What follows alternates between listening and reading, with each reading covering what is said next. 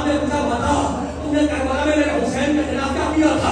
اس نے کہا امیر معاف کر دیتا نہیں معاف نہیں کروں گا تجھے بتانا پڑے گا. کہا امیر مجھ سے غلطی اتنی ہو گئی کہ جب شام غریبہ میں خیموں میں آگ لگی تو میں نے شہزادی زینب کی چادر کو ہاتھ لگا لیا تھا.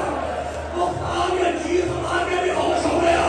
ارے کہاں وہ پاک چادر، کہاں یہ نجس ہاتھ. بس آخری تم نے سننا نہ تو میرا بول رکھے.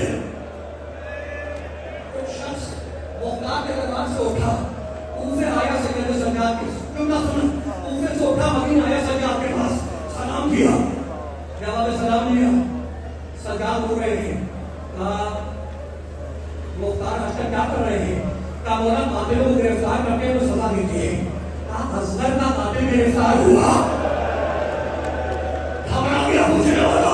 کہا مولا آپ نے عباس کے قاتل کے بارے میں نہیں پوچھا، آپ نے قاسم کے قاتل کے بارے میں نہیں پوچھا، کیا آپ حرملہ کے بارے میں کیوں پوچھ رہے ہیں؟ اور وہ کے کہنے لگے کہ حرملہ کے تیر نے اصغر کا گلا نہیں چھیدا، ہمارے دلوں کو چھید دیا.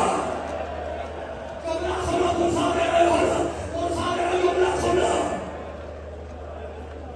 وہ شخص اٹھا کوفے آیا اور جیسے ہی مختار کے دربار میں داخل ہونے والا تھا اس کی نگاہ پڑی لوگ حرملہ کو گرفتار کر کے لا رہے تھے.